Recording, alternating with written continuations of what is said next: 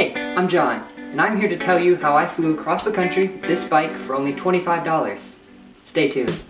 Now before this video gets started, I do want to say that I got this video from YouTube, and I want to link Jeff below, so his video will be in the description. I got this idea from him. He did his with the same bag and a mountain bike. I just wanted to show that it could also be done with a full-sized road bike, since the frames are very different. I am 5'10" and I do ride a 56-inch frame.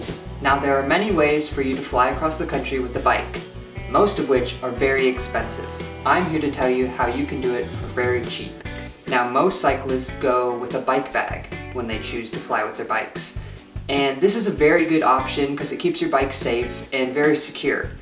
But most bike bags are in the price range of $200 to $300, and you can spend upwards of $6 or $7 if you really wanted to.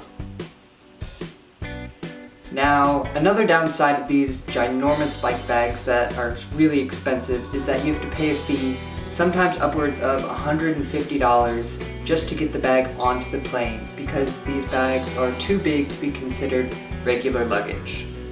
Now there is another option that many cyclists choose to take if they want to be a little more economic friendly. A box!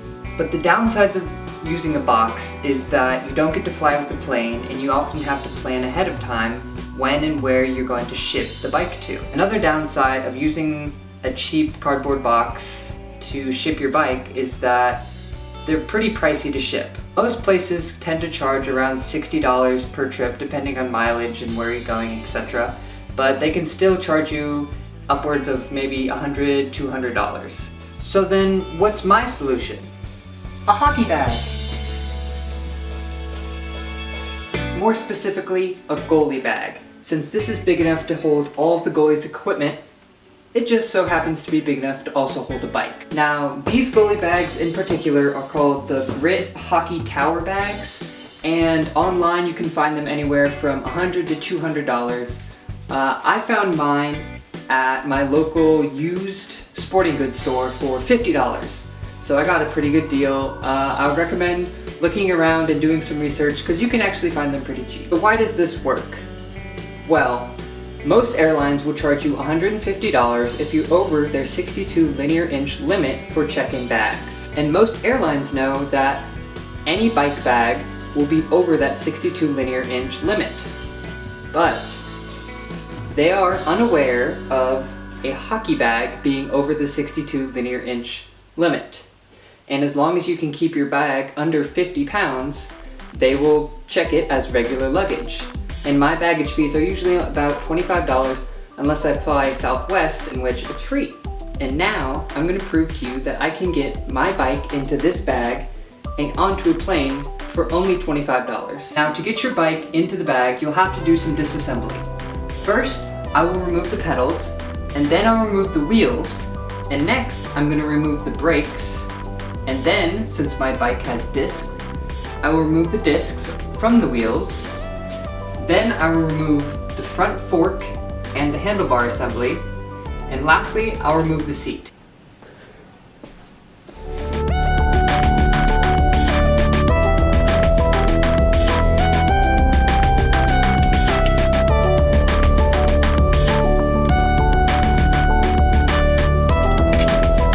And make sure you place your screws back into their holes as to not lose them.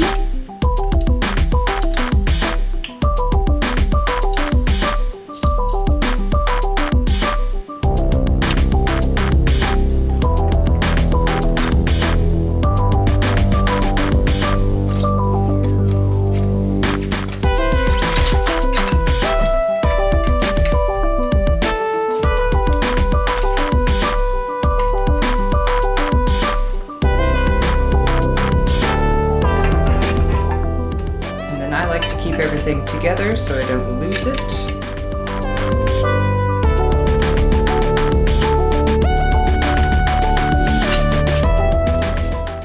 So probably the most crucial part of the whole disassembly process is the removal of the rear derailleur, because it is very fragile and will probably break if you don't take special care to protect it.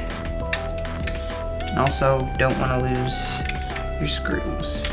And because I have disc brakes, I need to make sure I remove my discs or they will get bent. And so I don't lose my screws, I like to use a plastic baggie.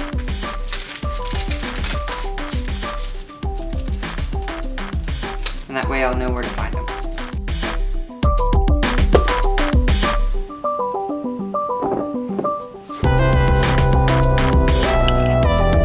And so now that I have my bike fully assembled, I can start the process of loading it into the bag.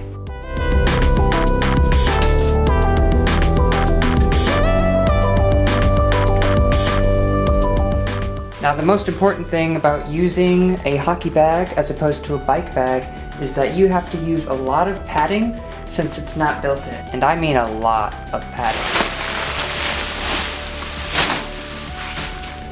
Now the first thing to go into the bag is the front fork. And I like to put that right at the bottom. Next to go in is the actual frame of the bike. Now I put it to where the crank is on the bottom and the rear fork is as far down as I can get it. Where the handlebars are under the frame. Next is a layer of padding. Next you want to make sure that all the air is out of both tires. Then I put the rear wheel in with the cassette facing down. And front tire.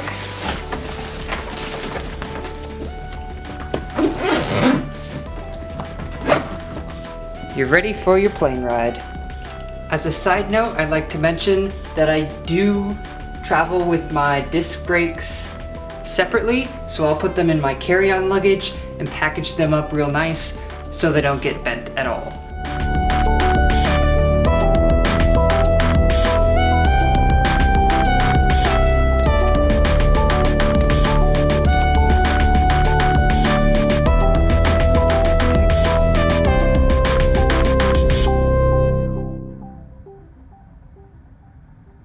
Alrighty guys, thanks for watching. Give a thumbs up on the video if you liked it, and leave a comment below if you'd like to see more bike tips and tricks. Thanks for watching.